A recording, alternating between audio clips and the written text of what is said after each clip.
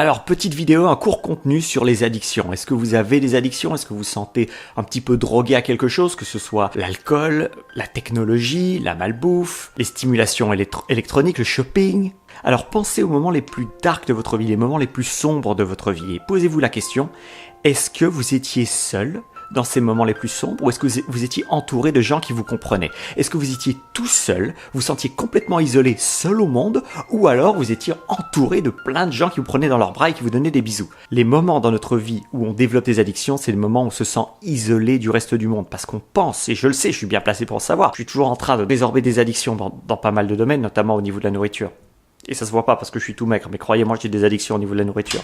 Donc de cet isolement vient un besoin charnel de sentir qu'on est vivant. Et c'est de là d'où naissent les addictions. Et vous comprenez le cercle vicieux. Si on pense que les autres sont la cause de nos problèmes, ça va pas être possible pour nous de résoudre ce problème d'addiction, parce que c'est les autres qui vont venir résorber ce problème d'addiction. Le problème ici, c'est qu'il va nous falloir du courage pour sortir de ce cercle vicieux, parce qu'on conditionnait notre corps en achetant de la nourriture, en achetant de l'alcool, en achetant toutes ces choses qui vont nous faire nous sentir bien très facilement et très rapidement, et souvent à très bas prix.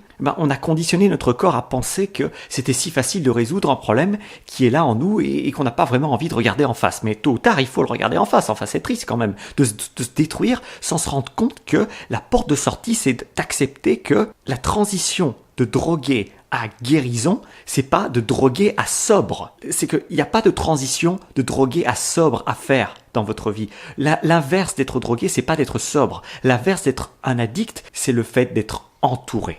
Et c'est pas moi qui le dis. Tout ça, je le tire d'une TED Talk de Johann Hari, qui explique à quel point on a un besoin de connexion profonde avec d'autres personnes autour de nous. Et dans un monde où on est tous connectés avec nos téléphones et nos tablettes, c'est difficile de penser qu'on soit si déconnectés d'un à l'autre. Mais c'est pourtant le cas. Les statistiques montrent que les gens mangent de moins en moins ensemble. Par exemple, aux États-Unis, le chiffre est en train de s'écrouler. Les gens mangent de plus en plus séparés, sont de plus en plus isolés, et ça va jusqu'à des extrêmes, comme par exemple l'effet Hikokomori au Japon, où il y a des gens qui sortent même plus de chez eux depuis des années. Enfin, c'est un truc de fou, hein. Vous en avez peut-être entendu parler, l'effet Hikokomori.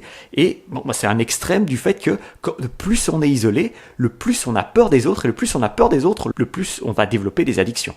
Donc de comprendre que l'inverse de l'addiction, ce n'est pas la sobriété, n'essayez pas de devenir sobre autant que essayer de rencontrer des gens qui vont vous faire vous sentir bien. C'est eux qui vont restabiliser un cerveau qui est passé en mode drogué. C'est les gens autour de vous, c'est les connexions sociales autour de vous qui vont vous guérir. Alors je vous recommande chaudement cette TED Talk si vous comprenez l'anglais. Je laisse un lien dans la description pour que vous suiviez cette vidéo qui est simplement superbe sur la raison pour laquelle il y a tant de gens qui ne pensent pas pouvoir guérir des addictions. C'est simplement parce qu'ils voient le problème sous le mauvais angle.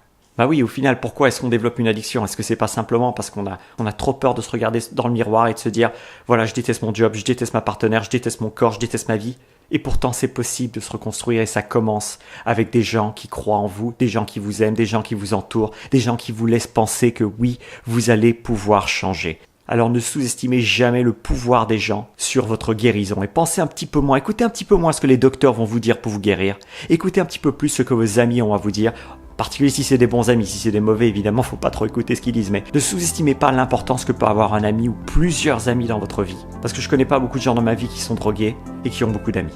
C'est tout pour ce contenu, on se voit demain pour une autre vidéo. En attendant, prenez soin de votre cerveau. C'était Thierry Markovitch.